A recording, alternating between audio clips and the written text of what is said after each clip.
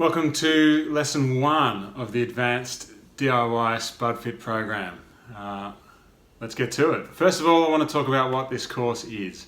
This course is meant to be a course that's for you to help you understand your own food addiction, help you understand your own issues with food, and help you to come up with a personalized and detailed program for recovery from your own food addiction, how to move forward and become closer and closer to the person that you are meant to be in this life, without food being an obstacle or a hindrance for you. What this course is not, it is not a quick weight loss scheme.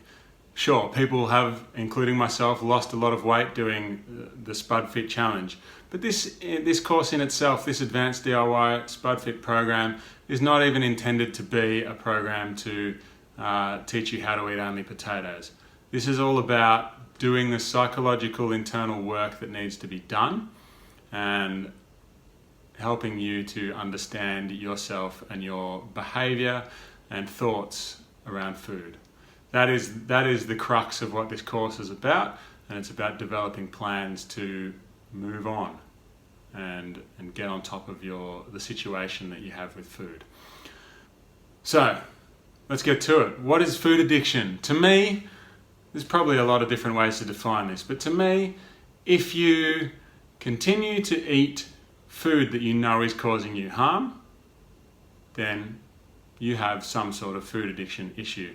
Anyone who continually and repeatedly eats food despite the not, so for example, someone who eats ice cream every day, they sit down to eat ice cream, they know it's bad for them, they know it's junk, and they know it's causing them harm in the long term, yet they continue to do it. Why else would you continue to do it other than you have some kind of either physical, psychological, emotional addiction to this food?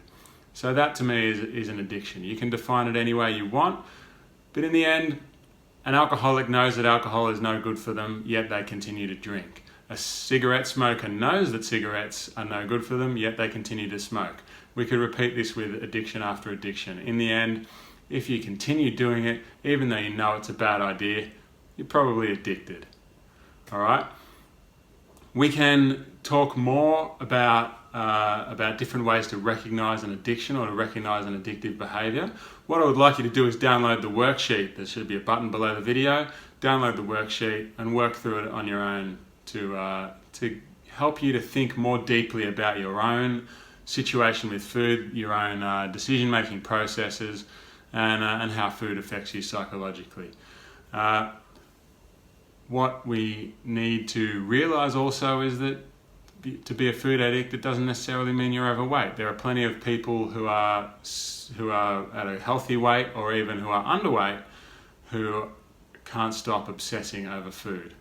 All right, so these people can have just as debilitating an effect from food addiction as anybody else, and it's really important that you recognize that this is not about weight loss, it's about dealing with or weight gain. It's about dealing with your psychological relationship with food. And if you can get that under control, if you can take the knowledge and the experiences that you get from doing this course and apply them to your own life in the long term, then the results will take care of themselves. Your weight will do what you want it to if you can focus on dealing with the food addiction first. So, download the worksheet, do the worksheet, and then move on to lesson 2. Before we do that though, I want everybody to understand that no matter your situation, you are not broken. Alright? We are meant to be food seekers. We are meant to be pleasure seekers. Evolution has designed us to be pleasure seekers and food seekers. We need food to survive. If we go back to hunter-gatherer days, the most important thing in our lives at that point in time was to seek food. All right? You need energy from food. The better people are at finding energy, the better they are at surviving back in that time. All right?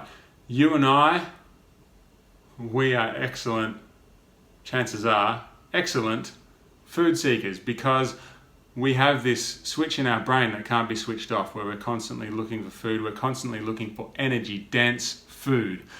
Whoever in the tribe was best at finding energy-dense food was the one that was most likely to survive. All right? The problem these days, I like to use an example of the donut tree. Right? If you can think back to, or imagine that you're in hunter-gatherer times, right? You're out walking, trying to forage for food. Maybe you find some berries. You might have found a banana tree. Suddenly one day you stumble on a donut tree. All right? Out in the savannah, there's a donut tree. All right? You gorge on donuts and you feed some to your family and friends. You gorge on donuts and they are very, very rich. They're high in calories. They fill you up. And importantly, for that point in time, they add some fat to your body. All right? They're very good at adding fat. And the reason that is an important thing for those times is that when drought hits and there's no food around, the people that have got extra fat stores are most likely to survive the drought. All right? Now, the people like you and me, the food addicts that are obsessed with food all the time, well, I'm not anymore, but maybe you are, I don't know. These people are going to be excellent at finding these donut trees. We're going to be very, very good at knowing where they are. We're going to remember the smells so that we can find them. We're going to, maybe we're going to be good at making sure at looking after the donut trees, making sure they get the right amount of water that they need. We might even figure out how to plant more donut trees all around so that we've got lots of donuts. And then every time the donut trees are in season, we'll be excellent at finding them and filling up on them and be getting big and fat so that we'll be excellent at surviving the drought.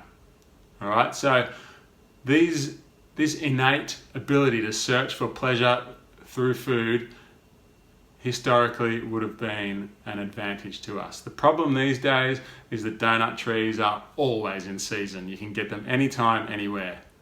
All right, so don't think that you're broken. Don't think that there's something wrong with you. Everything in you is working perfectly. In this course, we are just going to figure out how to work within the bounds of the new nature that we find ourselves in, rather than the nature that we were built for, which no longer exists. All right, download the worksheet, work your way through it, and then join me again for the next video. Thank you.